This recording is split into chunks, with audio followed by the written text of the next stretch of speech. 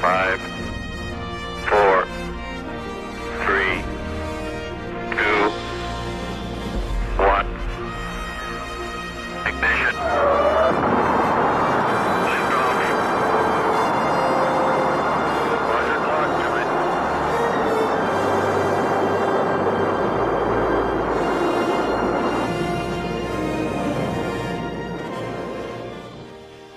Exploration has been part of human nature since the beginning of civilization and is still seen in modern times.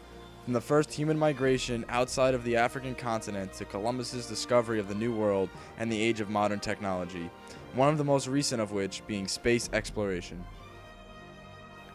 The first American manned space mission was the Mercury 1 mission and other Mercury missions following it. This proved how space travel was very possible for the United States to achieve. The missions following those were the Gemini missions, which had the first spacewalk showing people could survive in suits outside of the atmosphere.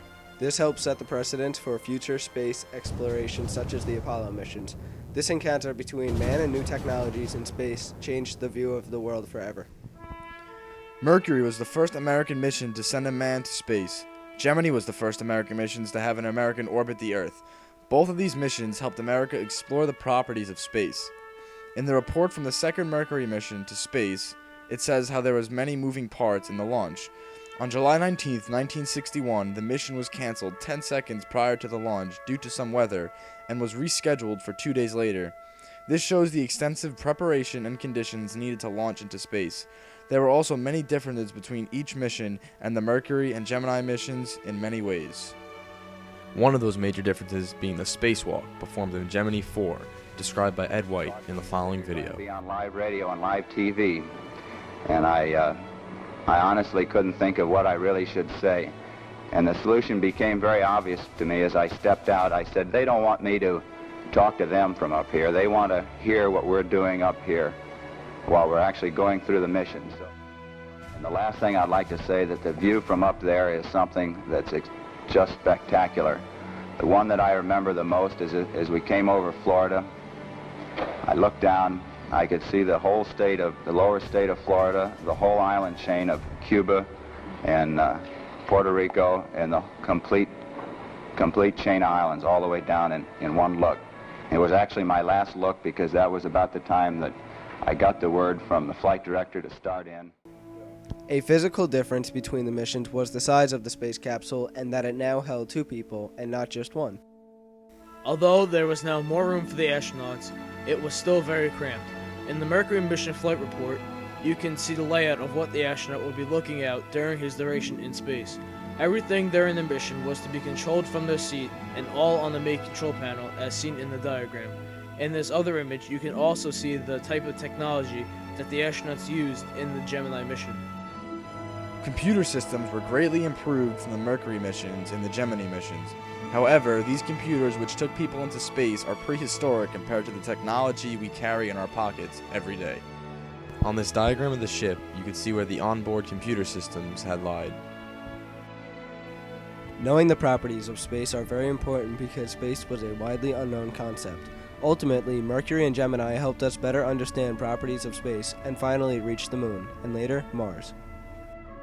An encounter that had occurred as a result of American space exploration is the encounter between new technologies and man.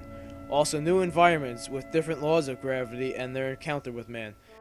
One way astronauts prepared to function in zero gravity was to train underwater, as seen in the video clip here. Many new things and ideas had to be thought about, like if the pressurization of a small environment could be maintained inside of a spacecraft. Another encounter was that of the Earth's gravity and things being in orbit around the Earth. This had to be accounted for so that the astronauts could be recovered after re-entry to Earth somewhere in the United States.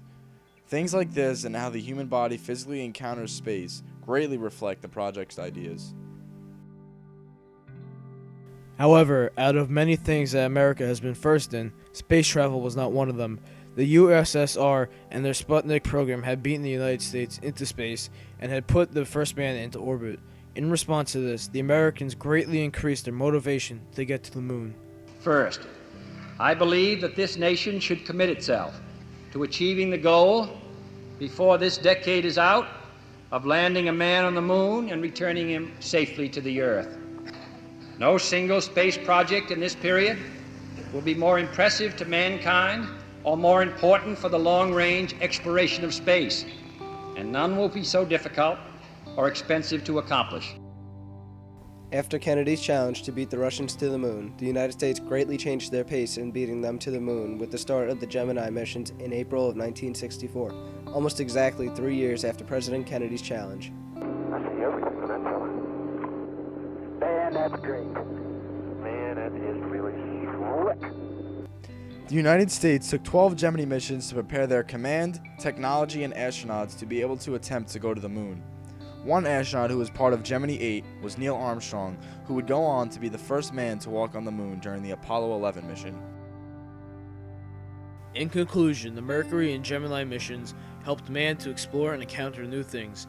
For example, man explored a new region that they were not familiar with: space. Also, we encountered new technologies by exploring the possibilities of what we can do in space. Another possible connection to the theme is how America encountered the threat of communism. This sparked the space race and prompted America to start up these missions. By traveling into space, the Mercury and Gemini missions allowed the United States to turn the tide of the Cold War. Without the great risks carried out in the original Mercury and Gemini missions, the Apollo missions would have never been able to happen, and the United States might never have been able to land a man on the moon. Just